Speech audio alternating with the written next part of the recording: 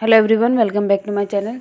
As I said all of you that I'm going to upload the cutoff marks of MNS 2023 exam that has been done I think 1 month ago, and the final merit list has also been published and the admission process is also done and it's completed now, and they have released 3 final merit list and 1 second and third, and in that list they have released around I think 220 in the first list, and in the second and the third I don't remember the exact number, but they have published the 3 list. So according to that I'm going to tell you the final cutoff marks of MNS 2023 exam. So, and I'm going to tell you the category wise, as all of you know that there are a reservation in the MNS exam, and 15 seats are reserved for the SC category, 25 seats are reserved for the NCC, and rest are for the EWS, OBC, General, SC, ST, NCC, whatever. If you are scoring more, then if you are a SC, ST or NCC candidate, then you can also get a seat from the 180 seats. Okay, so let's just note this that SC/ST 15 seats. Okay, NCC candidates 25 seats and rest 120 में आप सभी आएंगे, मतलब SC भी आ सकते हैं, ST भी आ सकते हैं, NCC भी आ सकते हैं, ठीक है, OBC भी आ सकते हैं, ठीक, जनरल, EWS, मतलब इनमें से कोई भी आ सकता है. अगर आपके मार्क्स ज़्यादा हैं then you can get a seat from the 180 seats. Okay, and these 15 और 25 मतलब टोटल 40 करके सीट जो हैं ये रिजर्व है, मतलब इसमें सिर्फ SC, ST और NCC कैंडिडेट्स ही आएंगे. उसमें से भी 15 सीट में सिर्फ SC, ST और 25 सीट्स में सिर्फ NCC ही आएंगे. ठीक है, तो this was the reservation in the MNS. अगर किसी को नहीं पता हुआ तो now you know the reservation in the MNS exam. Okay, so let's just discuss that what are the cutoff marks of MNS 2023 exam category wise. ठीक है, तो SC ST का जो लास्ट एडमिशन हुआ है MNS के अंदर, वो उनके जो मार्क्स थे वो 350 थे. 350 इनके नीट 2023 में मार्क्स थे. ठीक है, अभी इसमें इनके CBT के भी मार्क्स ऐड हुए होंगे, इनका इंटरव्यू का भी मार्क्स ऐड हुआ होगा. ठीक है, उसके अलावा इनके पास में I think 5 sports level certificate थे, वो भी नेशनल लेवल सर्टिफिकेट थे. मतलब ये एक एथलीट हैं, वो भी नेशनल लेवल की, जिनका ये जो हुआ है ना, ये जो गर्ल है ये साउथ की है कहीं की, मुझे इनका स्टेट याद नहीं है. ठीक है, तो ये इनका था. तो 350 पर लास्ट इनका हुआ ज़रूर है, लेकिन इसके पास में नेशनल लेवल एथलीट होने का भी फ़ायदा है. इनके पास 5 सर्टिफिकेट थे नेशनल लेवल के, तो वो इनको ज़्यादा हेल्पफुल रहे हैं.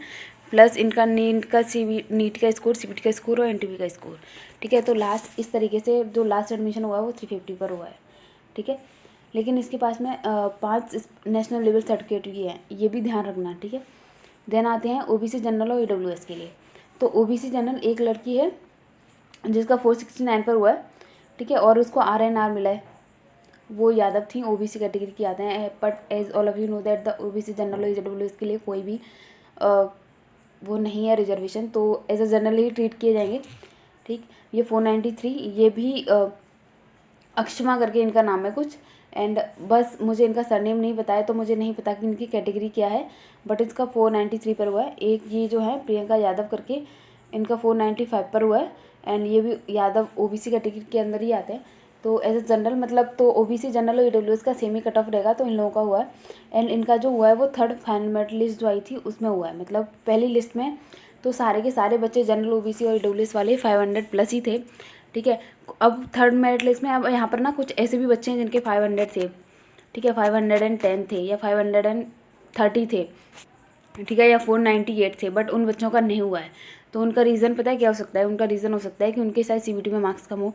ठीक है, उनका इंटरव्यू अच्छा नहीं गया हो इन बच्चों के कंपैरिजन में जिनका ये कम मार्क्स पर हुआ है. ठीक, तो ये उनका रीज़न हो सकता है. मान लो कि शायद इन लोगों का टोटल उन बच्चों से ज़्यादा हुआ हो जिनका 500 प्लस था. ठीक है, इनका टोटल जो आया होगा ना वो ग्रेटर देन होगा जो बच्चे 500 प्लस स्कोरिंग है. इसलिए जो फाइनल मेरिट लिस्ट में ये बच्चे ऊपर हैं इन कंपेरिजन टू द जो नीट में ज़्यादा स्कोर कर.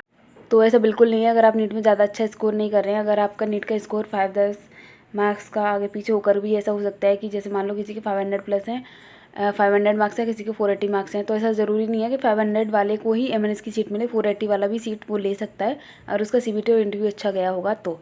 ठीक है, तो टोटल ऐसे ऐड होते हैं। ठीक है, तो अब आप लोगों को पता चल गया कि कौन सी ये फाइनल कट ऑफ है। मे बी ये वेरी कर सकती है, बट ये लास्ट टू लास्ट है। मैंने सारा एनालाइज करने के बाद में मुझे जो कम स्कोर वाले बच्चे मिले थे वो 469, 493 और 495 वाले ही मिले हैं। ठीक है, इसमें बहुत से बच्चे ऐसे भी थे जो 500 प्लस स्कोरिंग है लेकिन उनको सीट नहीं मिली है ना, और जबकि वो मेडिकली फिट थे। तो वो क्या बेसिस रहा है उसको हम नेक्स्ट वीडियो में डिस्कस करेंगे, बट अभी के लिए इतना याद रखो कि एमएनएस की कट ऑफ क्या गई है। So I think this is helpful, and thank you for watching this video, and please share this video to the other candidates so they can get the knowledge कि कितना गया है MNS का 2023 का cut off. So thank you for watching this video, and please like, share and subscribe my channel, and stay tuned for the latest update of MNS 2024 and the NEET 2024. Bye bye, take care and all the best.